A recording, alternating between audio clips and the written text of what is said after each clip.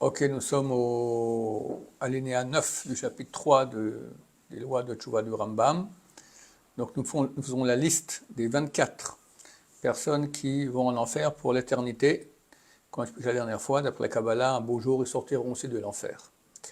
Shnaim hem amumarim, deux sont les mumarim, les apostats. Hamumar lavara achat, apostat pour un péché. Vamumar lechol haTorah kola, et un mumar, un apostat pour toute la Torah. Mumar lavara achat, apostat pour une avera, un péché. Zeh sherzik atzmo laasot ota avera bezadon, celui qui se tient dans une situation où il fait un péché de façon volontaire. Il est habitué et il est célèbre en cela. Même si c'est une loi légère, kegon, comme Shorzak Tamil il bosh shatnez, il porte toujours du shatnez, Olakif Pea, où il se rase ici les tempes. Rase pas forcément, il faut qu'il y ait 5 mm, donc il y a 2-3 mm, ça va pas. Et chez lui, c'est comme si cette mitzvah était annulée, n'existe pas. On le considère comme moumar, comme apostat pour cette chose-là. C'est à condition qu'il fasse ça, l'achis, pour fâcher. Ça veut dire quoi? Fâcher, il y a deux façons. Soit il a le choix entre permis et interdit au même prix. Il a un morceau de viande cachère, un autre tarif, même prix, même goût. Il prend exprès le tarif pour énerver Hachem. Mais dans ce sens-là, ici, l'achis, ça peut être aussi, ils s'en foutent. Ou ça, ça va au même. Donc c'est pas qu'il faut exprès, mais il sait, il n'a absolument rien à faire. D'accord? Donc c'est dans cette mesure où il est considéré comme apostat. Le deuxième, Mumar lechol haTorah kula, celui qui est Mumar apostat à toute la Torah, Kegon, hachodrim ledate hagoim, besha shegozrim shmad, comme ceux qui se convertissent aux religions des non-juifs lorsqu'il y a un décret d'anéantissement, shmad. C'est-à-dire qu'une force occupante vient ou le pays dans lequel on se trouve, interdit aux juifs de pratiquer la Torah. D'accord? Comme en Espagne à l'époque, comme à l'époque en Grèce, comme en Russie, d'accord? Ça ne manque pas.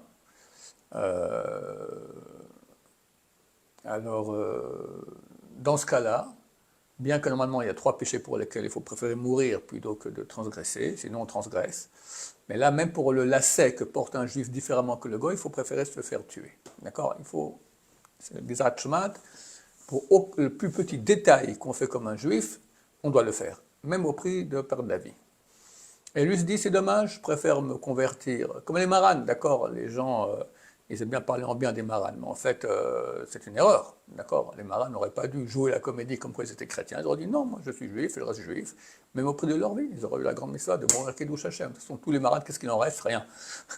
Il y en a qui m'écrivent, voilà, on descend de marane, machin, tout ça, mais c'est des goy finis, d'accord? Ça sert à rien.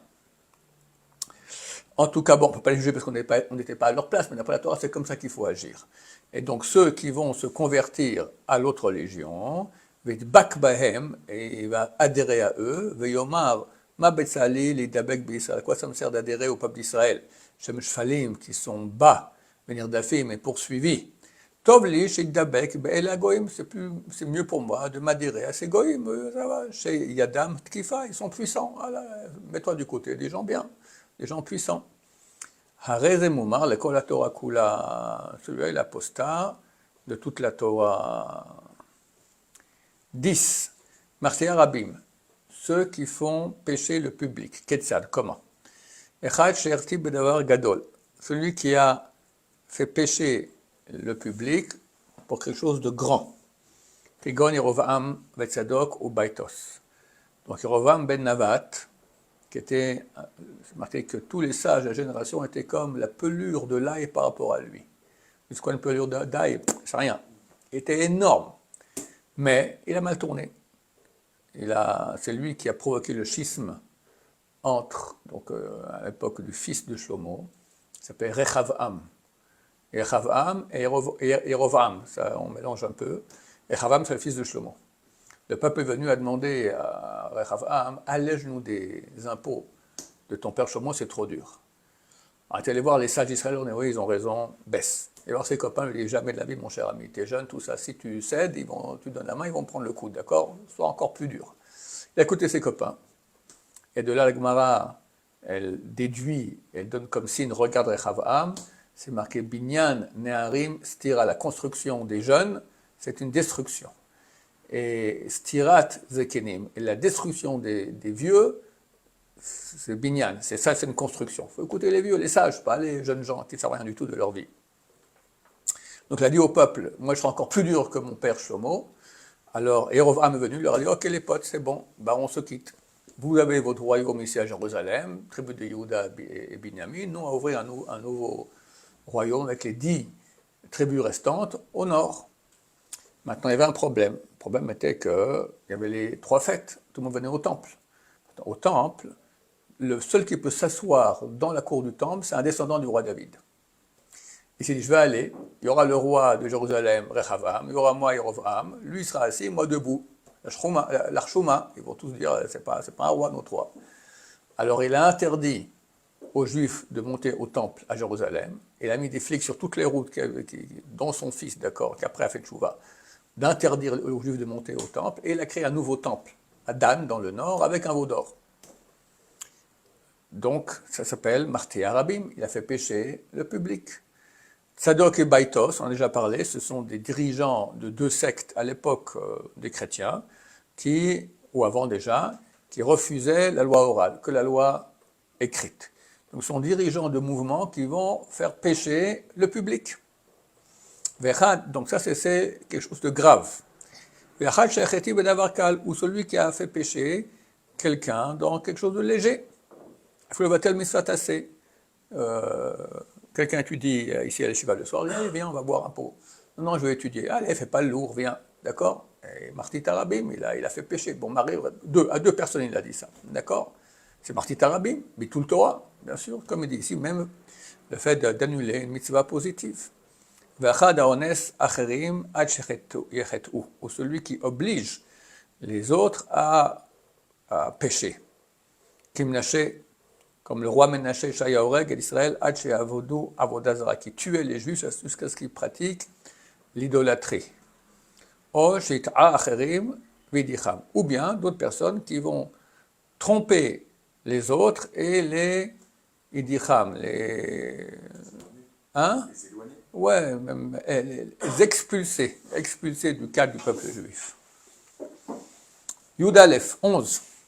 Aporesh Midarket Sibour, celui qui se sépare des voies du public.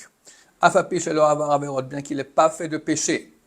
La Nifdal Madat Israël, mais il se sépare, il est différent de la communauté d'Israël. Veno Ose Mitzvot Pechlalan, il ne fait pas les mitzvot avec eux. Il pratiquant, il prie tout seul, il fait tout seul, d'accord? Lo nichnas betzeratam, il ne rentre pas avec eux dans leur douleur. Quand il y a des douleurs, on se réunit à la synagogue, on fait des slichot, on fait des teilim, on fait une rencontre au kotel, tout le monde pour prier, d'accord? Lui, il ne fait rien de tout ça. Et il ne jeûne pas dans leurs jeûnes. Les jeûnes spéciaux qui sont faits pour les problèmes qu'il y a. D'accord? Des fois, le Badat, il dit, voilà, on déclare un demi-jeûne, il faut une demi-journée de jeûne pour toutes sortes de problèmes qu'il y a en Israël. Mais il va dans sa voie comme un des peuples de la terre. Comme s'il ne fait pas partie du peuple d'Israël. Il n'a pas part au Olam Haba. Celui qui fait des péchés, la main levée, comme Yehoyakim. Bon, Yehoyakim, c'était à l'époque du roi, du prophète Jérémie, qui faisait les péchés de façon très célèbre. Ben Shasa Kalot, bien qu'il ait fait des péchés légers, même s'il a fait que des péchés légers. Ben Shasa Hamurot, ou qu'il a fait des péchés graves, El Nochelek l'Olam Haba. Il n'a pas part au monde du monde à venir. Zohanikra, c'est ce qu'on appelle Megale Panim Batorah, celui qui dévoile des faces de la Torah. Mipnei she'ez mitzro, parce qu'il a été insolent, Vegila Panav Velo Bosh, et il a dévoilé sa face, il n'a pas eu honte, mais d'ivrei Torah, par rapport au mot de la Torah. il va contre, il n'a pas honte d'aller contre de façon célèbre, tout le monde voit, d'accord? Comme ça, donc, pas hélas ici, dans le Erev Rav qui est ici en terre d'Israël. On continue, allez, 12. Shnaim hem hamosrin, 2 sont les délateurs.